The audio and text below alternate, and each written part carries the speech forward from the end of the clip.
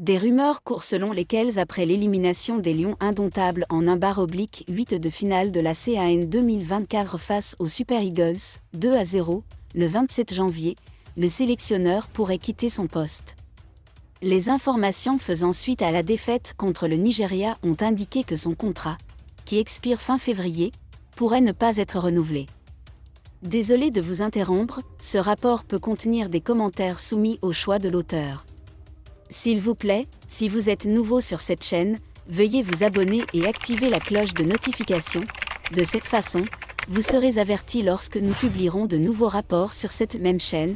Merci.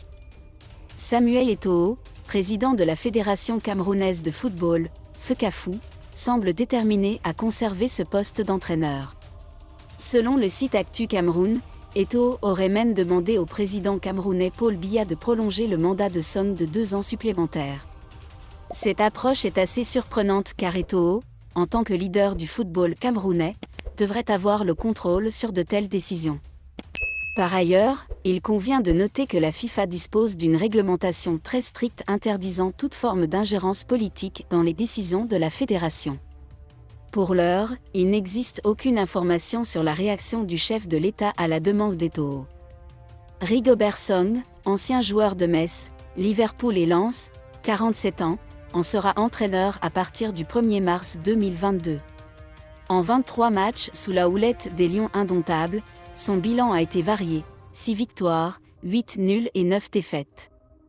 Les conséquences de la défaite du Sénégal face à la Côte d'Ivoire se sont fait sentir non seulement sur le terrain mais aussi dans les coulisses du football sénégalais. La question brûlante actuellement évoquée est celle de l'avenir d'Aliou Cissé en tant que sélectionneur de l'équipe nationale. En conférence de presse d'après-match, Aliou Cissé a éludé les questions sur son avenir en déclarant « Nous verrons ce que l'avenir nous réserve. Je dois d'abord digérer cet échec car tout le monde est déçu.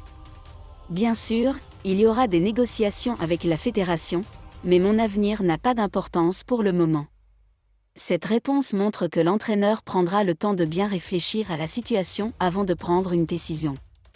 Avec un bilan de 60 victoires, 20 nuls et 12 défaites, Aliou Cissé a montré qu'il était capable de diriger l'équipe nationale du Sénégal depuis sa prise de fonction.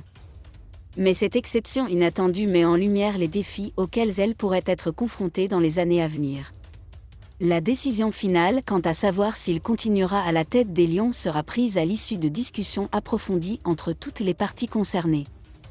Même si des supporters déçus ont exigé le départ immédiat d'Aliou Cissé, qu'ils considéraient comme le principal responsable menant à la relégation, la Fédération sénégalaise de football et le ministère des Sports semblaient toujours soutenir l'entraîneur controversé. Dans son édition de mercredi, le journal Source rapporte que le président de la Fédération sénégalaise de football, Augustin Senghor, et le ministre des Sports ont exprimé leur satisfaction à l'égard d'Aliou Cissé, se disant très satisfaits de la prestation de l'entraîneur. Ces déclarations semblent contraster fortement avec les précédents appels à son éviction. Cependant, la confiance affichée par les plus hauts dirigeants du football sénégalais contraste fortement avec les critiques de certains membres de la fédération. Dès décembre 2022, les Échos faisaient état de divisions internes, certains responsables fédéraux affirmant que Cissé avait atteint ses limites en ne parvenant pas à amener l'équipe en quart de finale de la Coupe du Monde 2022, et certains disent qu'il préfère être plus faible. Joueur au talent inexploité. Selon les critiques de l'entraîneur, cette préférence pourrait indiquer une réticence à innover et à s'adapter tactiquement. Merci d'être resté avec nous jusqu'à ce point.